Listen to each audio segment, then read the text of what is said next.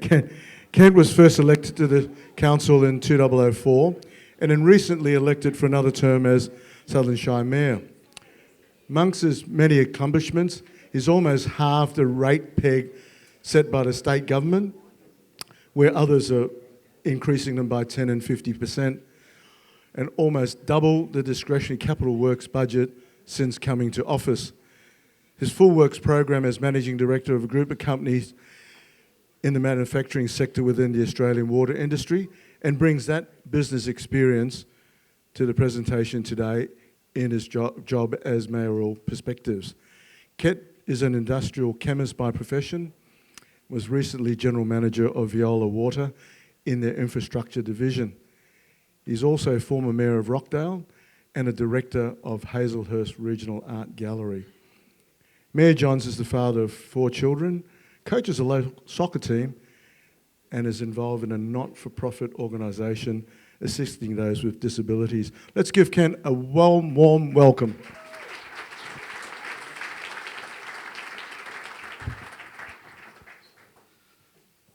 Ladies and gentlemen, before I start, can I start by acknowledging the Chambers of Commerce here today. They work cooperatively with Council, and we very much appreciate their time. All the other dignitaries have been here and been acknowledged, but can I say thank you to my councillor colleagues that are here, the Deputy Mayor, Councillor Pesci, the Chairman of Finance, Councillor Awada, Councillor Cook, I think Councillor Provan is also here. I thought no one could miss Councillor Provan, Councillor Croucher, and I believe Councillor Skaysbrook are all here today. And can I say anything that this council does is a team effort.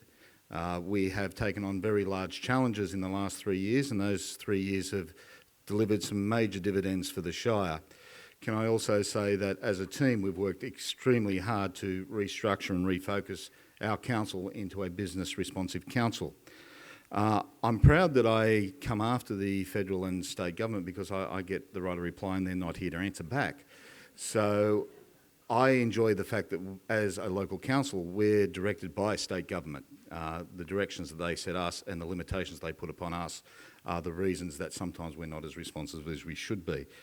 But can I say I'm also very, very proud of the fact that as far as an economic benefit does go, as far as council, our LEP was gazetted last Tuesday, thank you to the state government, and that will unleash a major economic boom for this council going forward till 2031. But over the next 2 years, we can expect billions of dollars of investment through the release of strategic land parcels, not only to address the housing stocks that we have within the Shire, but the expanded land uses that we have for business, be it industrial or commercial, that will allow a lot of the red tape that we've seen probably over the last 20 years in the Shire being released. And what that release will involve is allowing more businesses to be able to perform to their maximum, to be able to relocate into the Shire, and to be able to deliver for our economy what we want to deliver. Although in local government, can I say that we can't just rely on sensible planning and those controls alone. The more fundamental issues that we've got to look at, especially when it comes to red tape and bureaucracy, is how local government is performing as a whole. We have to look, and we have looked in the last 3 years, of how local government should be structured.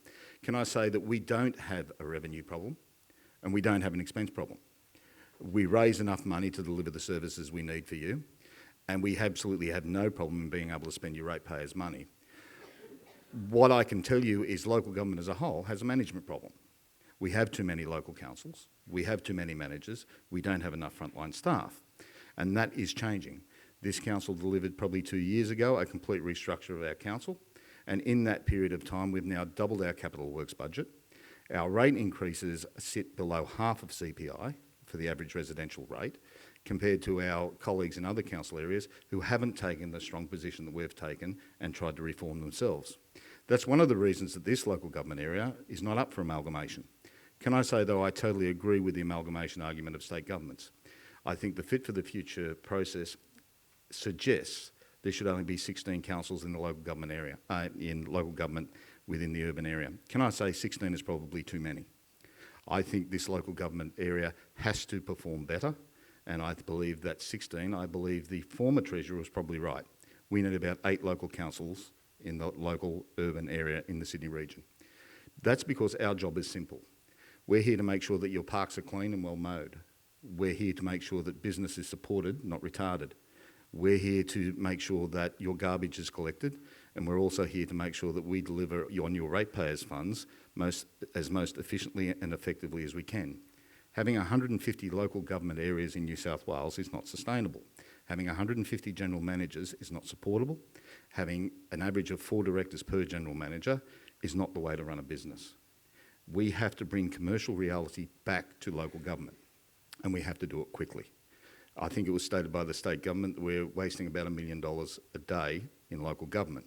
Can I tell you, Sutherland Shire doesn't do that, but I am not surprised that local government across New South Wales does. Now, what we have to do is get the economies of scale right. We have to make sure that we're delivering the services to you as you need them.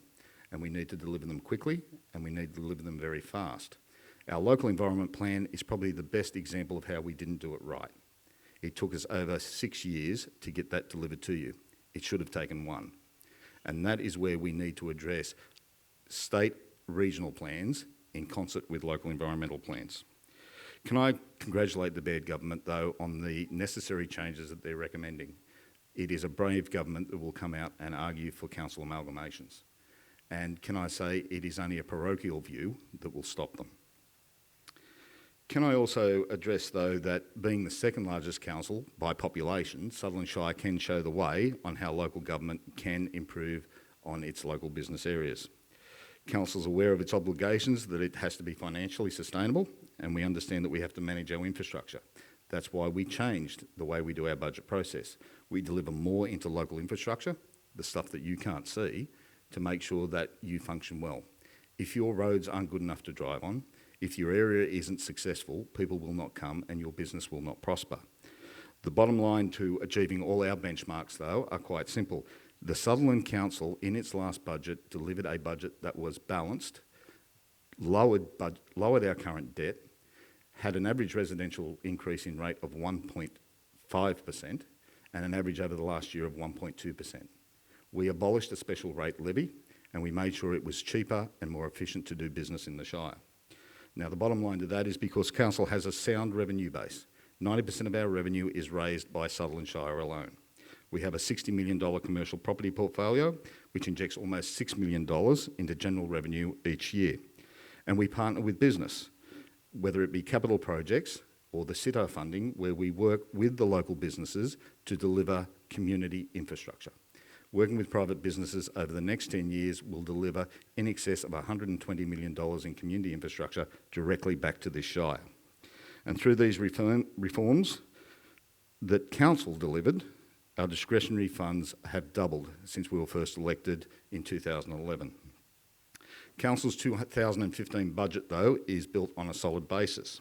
We will have a balanced budget. The special rate levy will be abolished and abolished for good. The average residential rate will not exceed the consumer price index. And can I also say that Council's debt reduction will be retained and we will be debt-free by 2021. I'd like to thank those speakers beforehand for coming to Sutherland Shire, because I think they've now brought the focus on us. We've seen that Sutherland Shire can be a powerhouse of the economy. We are a good economy, we're a smart economy. We have a well-educated community and we have great infrastructure here, be it through rail, transport, or community infrastructure through this local council. We're entering an exciting period in the Shire's history. Can I say that the LEP will produce in excess of 12,000 new dwellings over the next 10 to 15 years? But can I say within the next 2 years, our expectation is at least 3,000 to 5,000 new dwellings. That is a major boost to the infrastructure around here for the service industries, for the construction industries, for the training industries, for the apprentices and tradesmen that'll employ, and for the professions through accountancy firms, through engineers, and through our planners throughout the Shire. We have a great opportunity here, and we can't afford to lose it. This infrastructure that will be developed within the next 3 years in this Shire has to be harnessed locally. We have to focus on using our local people. Council is bringing forward policies to start delivering to local people. We have to place the emphasis on goods and services purchased by our council, by our state government authorities, and by you to buy local. The only way that we can produce an increased gross local product that will exceed $10 billion in the next 5 years is by purchasing locally. Can I say, when we first entered into this council with my team, and I congratulate them, we had 3 major points that we needed to do. We wanted to increase housing affordability and housing choice within the Shire. We wanted to make sure that we delivered a council that could live within its means and could deliver at less than CPI increases across all our service portfolios. And we had one overarching real goal: to take our gross local product from $6 billion to $10 billion. Can I say I'm proud of the fact that we've taken it to $8 billion so far. But to get to that $10 billion, we need your help. So today, I just want to say thank you. I know that our budget is pretty much Joe Hockey's petty cash. But can I say that when you're talking about a $10 billion economy, which is what we are and what we're sitting on, can I say it's an exciting time to be in the Shire. We're releasing its potential as of last week. We have a professional organisation within council that is delivering on all of its promises, and I think we're doing a fairly good job. And for that, I want to thank the councillors here. I want to thank the Chamber of Commerce for riding us so hard. I want to thank Tony and Barry for the persistent pressure that you apply to our council and the incentives that you've got on Shire Biz. With that, I'm happy to take any questions, but thank you very much for coming out today and thank you for your time.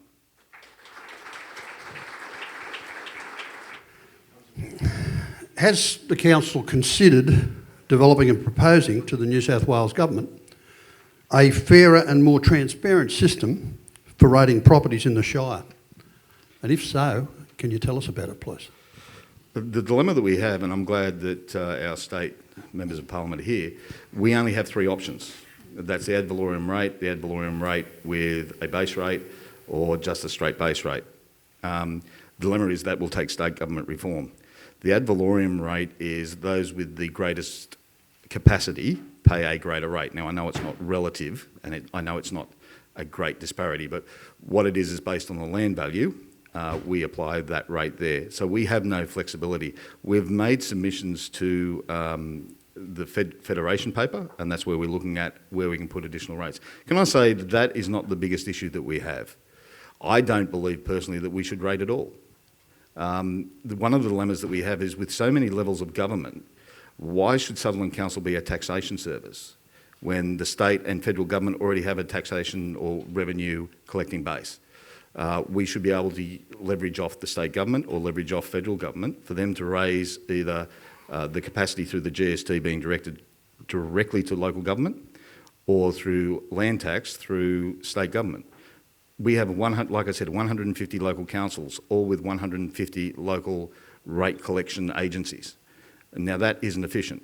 We should have a more efficient way of collecting the rates rather than us having to develop our own rating strategies. There's 150 different styles of rate levies that go out every year across New South Wales.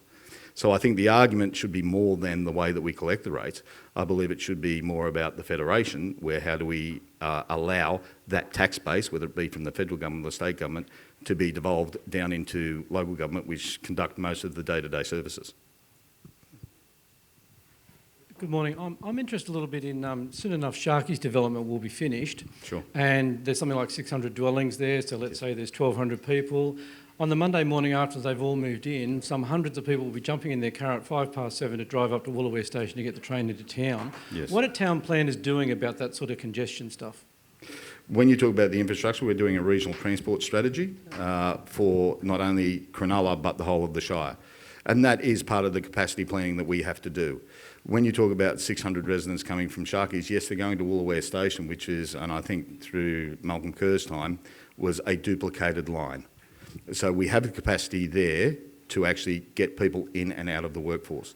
Can I say, though, that we need to grow as a Shire? Housing affordability down here is difficult, and it means making difficult decisions. And greenfield sites are a lot easier to manage those traffic issues. Part of the planning proposal within there was an increase in public transport when it comes to buses. So that is how we're going to have to address it. It's not easy. It's a squeeze across all of New South Wales. Everyone has to take their fair share. We were allocated 12,000 new dwellings is what we had to aim for. I think the new sub-regional strategy will look at another 12,000 on top of that. So we have to locate them where we have transport hubs. And that was the whole concept behind the local environmental plan.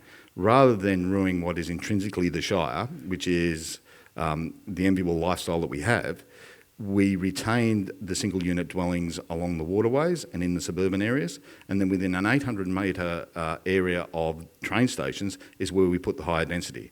So our focus is to make sure that people use public transport rather than cars, bikes and trucks. In the Shire, it's difficult to get that concept across, but we thought that was the most logical and progressive way to apply town planning. The last thing we want is units in the back of Gymea or units in the back of Janelli, units in the back of Oyster Bay. What you've got to do is compose those units and that higher density living around Gymea Station, around Engadine Station, around Sutherland Station in particular, where we'd like to see a regional centre, and also around the Cronulla area. Woolooware, though, is one area that we didn't touch because we knew there was already enough development going in through the Sharks development. Any more questions? Yes, just one more. Thanks for coming along to the Cash for Caringbah event that we had with the Chamber of Commerce to try and regenerate the Caringbah shopping area. I know that the Cronulla area has a levy applied to businesses to boost that area and drive participation. I was wondering if the council would consider rolling that across to other precincts. As you said, the budget only goes, so far, is to put it back on business a bit to support their input to drive those areas and boost them. One thing I'm extremely proud of is no councillor that I work with ever says no to anything. They're always willing to have an open mind. And if there is a proposal from business to do it better, we will always listen. The concept that we have with Cronulla Promotions is actually a great concept, and it's worked well and it's worked for a long period of time. Now, if Caringbah were to come up with the same thing, then I think council will grab it with open hands. But it has to be driven by the businesses. One thing this council will not do is impose levies or special rate levies for particular pet projects that doesn't have the support of those that we're going to impose that levy on. And I think that's a logical approach to trying things. But can I say, we'll never say no to a good idea. Mr Mayor, just before you go, if council found itself with a greater level of income, what you've suggested earlier that you are spending greatly on infrastructure. What would you do with more income if you had it? It's the boring component of our job, and that's roads and stormwater. We have to be able to make sure that transport throughout the Shire is more effective.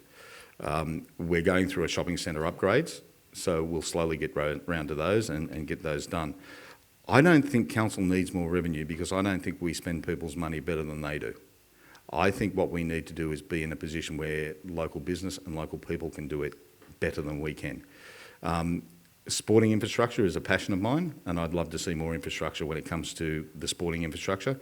The dilemma that we have is probably over the last 30 years, and the best example I'll give you is soccer, is 20 years ago, kids used to play on half a field twice a week, and that was their training. Now we have those same kids who want to be the best in the world training on quarter of a field 1 day a week.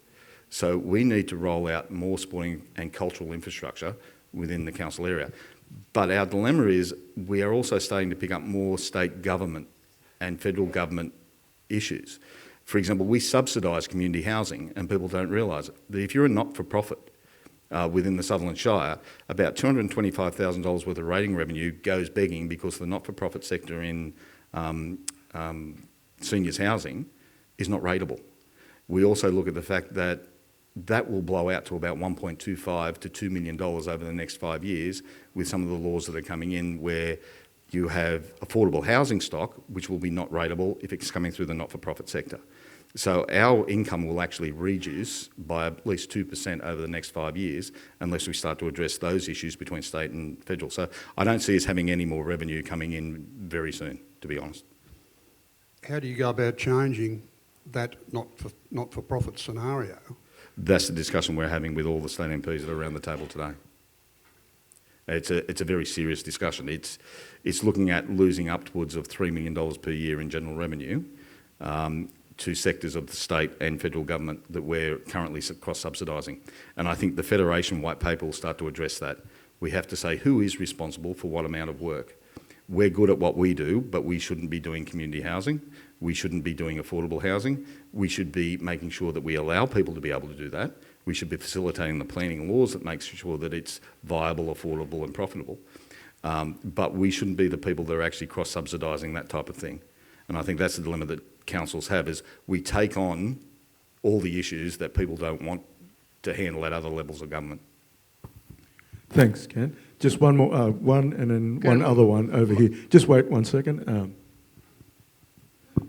Good afternoon. My name's Andrew Rowlett from Rowlett Co. We are one of the people who run a home-based business. When the council found out that we run a home-based business, our council rates went up by 60% or $884. Now, I've heard yourself and the previous mayor go around the country to say how supportive the council is of home-based business or at least small business. How can that be helping small business when our council rates go up so high? If it's a home-based business, your rate shouldn't go up by that. Now, if it's classified as a business zone, let me take that offline and look at it, because to me it doesn't make sense. A home-based business is a business that you undertake within your own home, and that shouldn't impact on the rating strategy that we use. So I'm happy to investigate what went wrong there or what the logical reason behind it actually is. Good. My next question is, the state government produces a small business friendly council list. The Sutherland Shire Council is not on that list.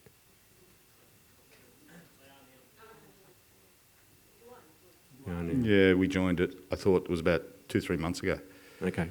My last final question is... But can I tell you, just because you sign up to a list doesn't make you small business friendly. It's the actions that prove what you're worth. Okay, fair enough. My last question is, I sit on the board of the BEC, Business Enterprise Centre. Yes. We operate from a building owned by the council. This year our council rent will go up by 400%. Now, can you explain how that's helping small business? Yeah, quite well. No, it's not helping small business. The Business Enterprise Centre, what we found is the other local councils were using us as free rent, and we asked them to put more effort into supporting the BEC. I think you'll find no other council has invested more in the BEC than Sutherland Shire Council. In fact, I think we give $3 to every $1 of every other council. I think what we were requesting is that the local councils from St George, who benefit from a great service. The BEC is a fantastic service, but the St George councils weren't paying their fair share. If they continue not to pay their fair share, of course council will always support that initiative, and we think it's a brilliant idea. But I think it's a bit difficult to ask Shire residents to subsidise something that's a regional proposal. Thank you. One final question. Thank you very much for your speech, Mayor. My name is Leonard Young. I would like to ask you this very important question. It's about the council's reliance on private certifiers. To what extent is the council keeping an eye on these private certifiers in relation to project development? Are there rules and regulations, or is there an independent monitoring body that makes sure these people are doing the right thing? I think in any industry there are good practitioners and there are poor practitioners. Can I say that where council identifies that they're a poor practitioner, we take an extremely dim view and we make sure that we take them through the whole process for deregistration. But this was an initiative of the state government. Council used to certify all the buildings themselves.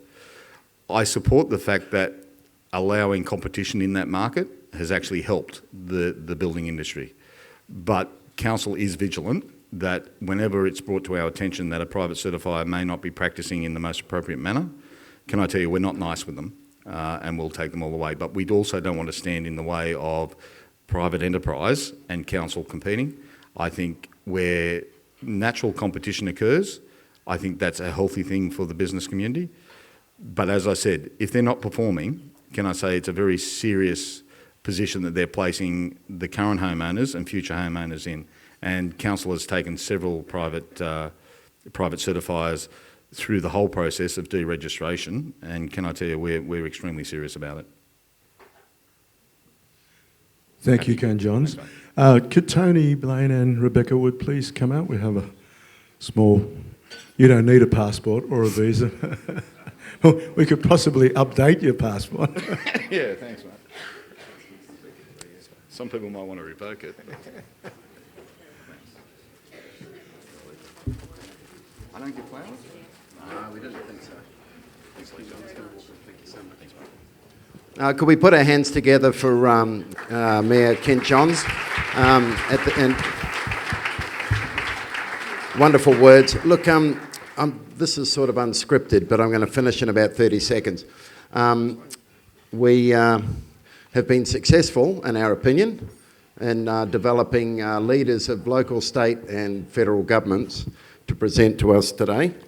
And as an organising committee, myself, Gus, Malcolm Kerr, Barry Elchin, our chairman, and all of our colleagues, we want to thank you for attending. You saw our appreciation is the right word for those that spoke. Kent, of course, Gladys, who's just done her Treasury report and will hand down the budget. And I don't know if you're aware, someone may have said it, I've been busy, but Josh Frydenberg got the flight into Sydney out of town, presented, and got a flight back. He didn't just happen to be here, he came up specifically. So we're very proud of that.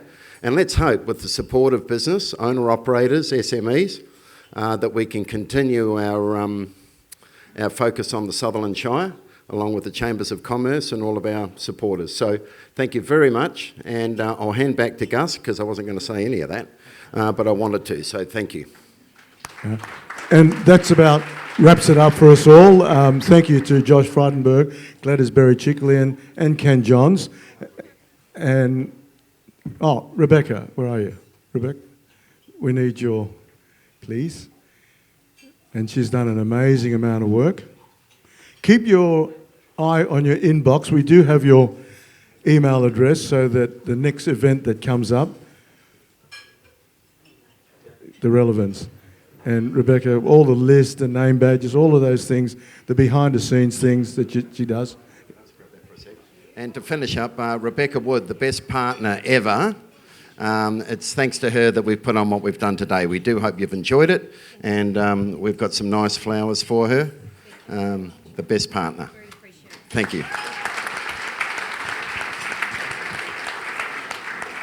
And that wraps it up. And don't forget, the Shire is open for business. Hey, go the Sharks. Actually, I'm a Bunny supporter.